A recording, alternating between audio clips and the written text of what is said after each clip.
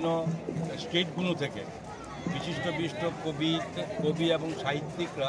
সেখানে অংশগ্রহণ করবেন এবং তারই সূচনা আগ মুহূর্তে এই গোমতী জেলার এই উদয়পুরে আজকে সকালে তার সূচনা অনুযায়ী একটি সুদৃশ্য র্যালি আমরা আয়োজন করেছি এবং আপনারা এই সুদৃশ্য র্যালিতে এত ব্যাপক সমাগম এত একটা উচ্চ স্তরের একটা সতর্কতার সঙ্গে যেখানে আজকে সংগঠিত হয়েছে সেখানে আমাদের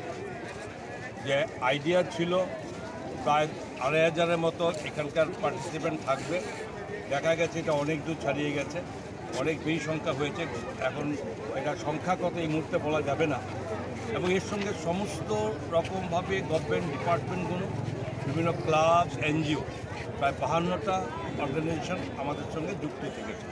সকলের সহযোগিতা এটা করা সম্ভব হয়েছে এবং সেই সঙ্গে আপনারা দেখেছেন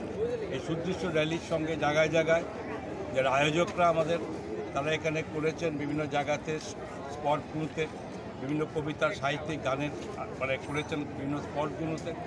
এবং ট্যাবলো সেজেছে। ৮টা ট্যাবলো সাজার সঙ্গে এখন আরও কয়টা হয়েছে, বেশি হয়েছে শুনেছি। সব কিছু মিলিয়ে আগামী দুদিন ধরে যে কবি সাহিত্যিকদের এই যে উৎসব এটার সূচনা আমরা শুরু করেছি আজকে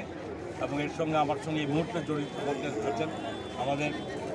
মাননীয় বিধায়কগণ এবং আমাদের যিনি রাজ্যভিত্তিক সাংস্কৃতিক উপদেষ্টা কমিটির ভাইস চেয়ারম্যান সুব্রত চক্রবর্তী মহাশয় থেকে শুরু করে বিভিন্ন জনপ্রতিনিধিরা, সভাধিপতি থেকে শুরু করে চেয়ারম্যান থেকে শুরু করে আমাদের তথ্য সংস্কৃতি দপ্তরের গোমতী জেলার আধিকারিক থেকে শুরু করে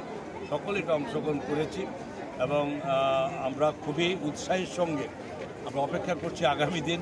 ঠিক বিকাল ৩ ঘটিকায় আমাদের রাজ্যের মাননীয় মুখ্যমন্ত্রী প্রফেসর ডক্টর মানিক শাহর হাত দিয়ে এই দুদিনব্যাপী উৎসবের সূচনা হবে। তো আমি অবশ্যই সকলকে আজকে যারা অংশগ্রহণ করেছেন এবং যত